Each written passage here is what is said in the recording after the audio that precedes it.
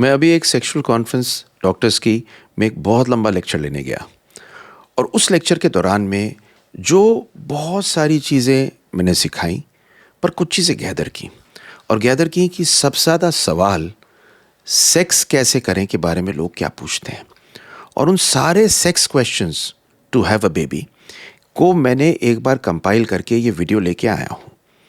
ये सारे वो सवाल हैं जो आदमी के दिमाग में होते हैं सेक्स के बारे में बेबी के लिए पाने के लिए मतलब।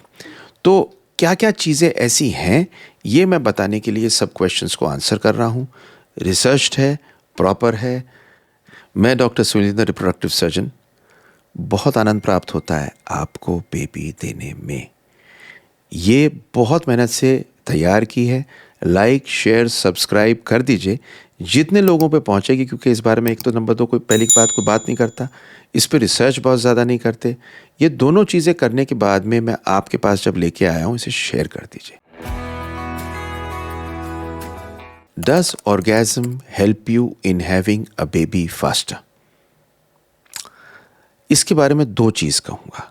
पहली चीज़, ऑर्गेज़म पाने से बहुत सारे एक्सपर्ट्स कहते हैं कि यूट्रस की कॉन्ट्रैक्शन बेटर होती है, स्पर्म्स की सक्शन बेटर होती है और शायद बेटर हो सकता है बेटर हो, पर ये प्रूवन नहीं है। लेकिन एक चीज़ प्रूवन है कि ऑर्गेज़म के दौरान में ऑक्सीटोसिन रिलीज़ होता है और जब ऑक्सीटोसिन रिलीज़ होता है ये हार्मोन आपका स्ट्रेस कम करता है, फील हैप्पी हार्मोन होता है। स्ट्रेस कम होता है तो एक चीज़ क्लियर है कि स्ट्रेस की वजह से प्रेगनेंसी बढ़ सकती है, इसलिए ये इंपॉर्टेंट है।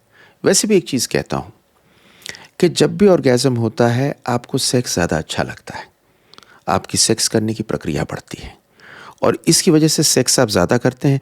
और वैसे भी बेबी के लिए अगर आप सेक्स कर रहे हैं उसे एंजॉय कर लीजिए।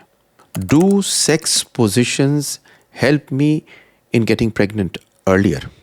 क्या सेक्स की पोजीशन से कोई फ़र्क पड़ता है? देखिए, as long as semen vagina के अंदर छूट रहा है कुछ सेकंड में सर्विक्स में चला जाता है। ये एक रिसर्च में प्रूवन है।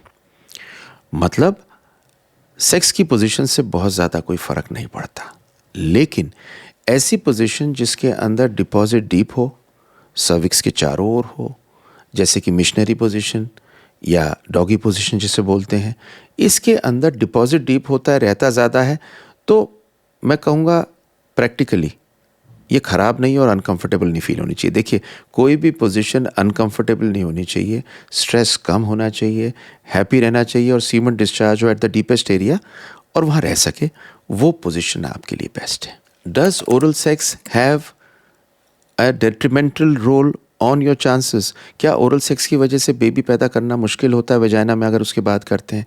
देखिए, सलाइवा स्पर्म की मोटिलिटी को कम करता है और सलाइवा दूसरी चीज़ होती है कि पीएच को भी ऑल्टर करता है वेजाइना की, इसलिए लुब्रिकेंट की तरह यूज़ करने से कोई फ़ायदा नहीं। लेकिन ये कोई बहुत ज़्यादा फ़र्क ऐसा नहीं करता है, अनलेस एंड अनटिल बहुत लो स्पर्म काउंट हो तो ऐसा कोई मेजर फ़र्क नहीं होता। एक कॉन्फ्रेंस में डिस्कस हुआ, विदेशी एक डॉक्टर आए थे, उन्होंने कहा कि हॉट टब सेक्स करते हैं वहाँ पर टब के अंदर, क्या उसमें नुकसान होता है, इस पर डिस्कशन था।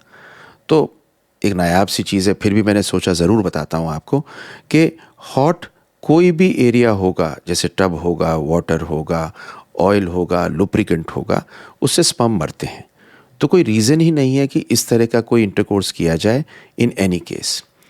अगला क्वेश्चन आता है, क्या ग्रेविटी से फ़र्क पड़ता है? मतलब क्या आप अगर सेक्स के बाद में अपने हिप्स को ऊपर करके और एक तकिया लेके सो जाते हैं या लेट जाते हैं तो फ़ायदा पड़ता है 20 मिनट के लिए?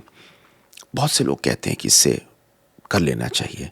देखिए, इससे कोई ख़ास फ़र्क नहीं पड़ता, पर अगर आपको कोई दिक्कत नहीं है तो कर लीजिए, रिलैक्स करना चाहते हैं ऐसे। लेकिन इसका कोई मेजर रोल ग्रेविटी का इस रूप में कोई साइंटिफिकली या किसी डेटा में पाया नहीं गया है। अगला आता है, क्या कुछ ऐसे लुब्रिकेंट्स हैं जिससे फिसलते हुए जल्दी स्पर्म्स पहुंच जाएंगे एग के पास? Will lubricants help sperms go faster to the egg? ये सवाल है, सही कह रहा हूँ आपसे। देखिए, लुब्रिकेंट जो है नुकसान ज़्यादा करता है, क्योंकि लुब्रिकेंट से स्पर्म की मोटिलिटी और स्पर्म की क्वालिटी और स्पर्म के बारे में अच्छा नहीं रहता। तो अगर आप बिना लुब्रिकेंट के कर पाएँ, फोर प्ले कर लें और बिना लुब्रिकेंट के कर लें तो वो बेस्ट है। लुब्रिकेंट अगर करें तो अपने डॉक्टर से बात कर लीजिए, जो सेफेस्ट लुब्रिकेंट्स हैं वो यूज़ कर लीजिए। अगला आता है, is there any ideal time to have sex to have a baby? Ideal time fertile window है, कैलकुलेशन ओव्यूलेशन का कर लीजिए। 5 दिन स्पर्म जिंदा रहते हैं, 24 घंटे एग जिंदा रहता है। आप जब भी इंटरकोर्स करें कोशिश ये करिए कि ओवुलेशन से पहले आपने इंटरकोर्स किया हुआ हो, जिससे स्पर्म वहाँ मौजूद हो। ये आप बहुत सारी चीज़ों से जज कर सकते हैं। वीडियो लिंक कर रहा हूँ, देख लीजिए और इसको समझ लीजिए। ये वीडियो बनाने में मैंने 8 इम्पॉर्टेंट क्वेश्चंस किए हैं और 8वां सवाल आपको पता है, बताता हूँ अभी। 8वां सवाल है, how often should you have sex? एक दिन छोड़ के एक दिन कर लें, बेस्ट है।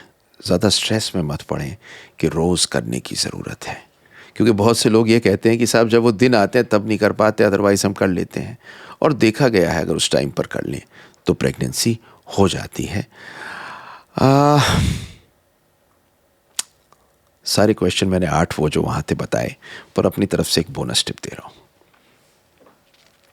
खुश रहिए और खुश रह के सेक्स करिए। उस दौरान में करिए जैसा आप चाहें वैसा करिए। डिपॉजिट प्रॉपर्ली हो जाता है, विजाइनल सेक्स हो जाती है, टाइम पे होती है, और आप एक दूसरे से मोहब्बत करते हैं तो कोई रीज़न नहीं है कि बेबी ना हो। लाइक शेयर सब्सक्राइब कर लीजिए। खुश रहिए, सलामत रहिए, ऊपर वाले पे विश्वास रहिए और एक दूसरे का ख्याल रखिए। Love to make this video for you. बहुत अच्छा लगा, लाइक शेयर सब्सक्राइब तो कर ही दीजिएगा, पर अगली वीडियो मेरे देखिए and hope you have a baby as soon as possible.